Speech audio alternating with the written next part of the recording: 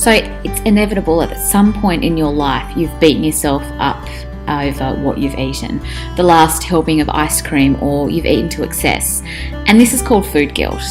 And the scary thing is that this is incredibly common. Up to 75% of women out there have said that they've beaten themselves up over something that they've eaten. And in some cases, we're really, really horrible to ourselves about it. You know, I'm fat, I'm ugly, I shouldn't have eaten that. Why the hell am I doing that? I'm so stupid. And ultimately, food guilt really affects our self-esteem, our relationships, and how we spend our time and our energy. We take up so much mental space thinking about what we've eaten and regretting what we've eaten, or overthinking what we should have eaten, that we don't have time for the people around us that actually really matter, like our friends and our family. We need to start changing the way we think about our food, the way we talk to ourselves, and the way we interact with food. We need to remove the worry around what we've eaten or what we haven't eaten, or if we've eaten the wrong things. And we need to actually start taking some positive ownership for our choices. Look, when we make mindful choices, so we're choosing to have that piece of cheese or we're choosing to have that wine, we are intentionally choosing one option over the other. And that gives ourselves power.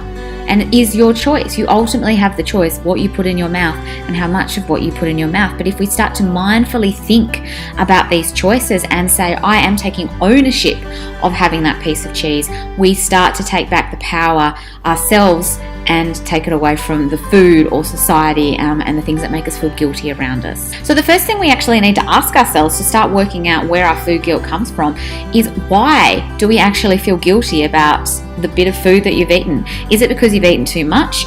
Is it because you're lactose intolerant and you've just gone and eaten a big bowl of ice cream?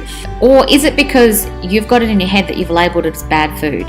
Then we need to start asking ourselves where the food guilt started. What was said to us, and how long ago was something mentioned to us about food that we've subconsciously held on to and built this guilt around it? You know, were you told that, you know, ice cream's only for the fat people, or ice cream's only for people that have no self-esteem and aren't able to stop themselves?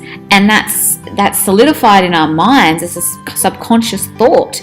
And so anytime we want ice cream, we think about ice cream, or we even have like a tiny little helping of it, we feel incredibly guilty about it. Now, I want you to look at this guilt objectively. Sometimes it's actually trying to let us know something about what we've eaten or what we should eat. And other times it's just our mean girl talking. So stop and think about, you know, that chocolate craving that you get in the evenings. And this is a regular thing. You've eaten something for dinner, and usually our dinner meals are a savoury meal. They'll have a bit of salt or some sort of sodium content in them. And so our body quite often wants something sweet afterwards to counteract that saltiness. Quite often it's not actually that you need something sweet to eat. Quite often it's your body just actually needs some water. Sometimes it is actually that maybe you do want a little bit of chocolate at the end of the night. If that's not every night, it's not a big deal. So look at it objectively and go, all right, I do feel like chocolate. Let me think about this for a second. Maybe I'll have some water to start with and see if that counteracts my issue. If it doesn't, and 10 minutes later you're still wanting, you know, a little bit of ice cream or a little bit of chocolate, have a little bit, but make that mindful choice to do so. Don't eat the whole block. Don't sit there and smash the chocolate into your mouth while you're looking at, you know, watching TV. But make that mindful decision. Take the ownership, take the power away from the chocolate and bring it into you personally, because ultimately when it comes down to it, it is your choice and your power to choose what food you eat and what food you put in your body.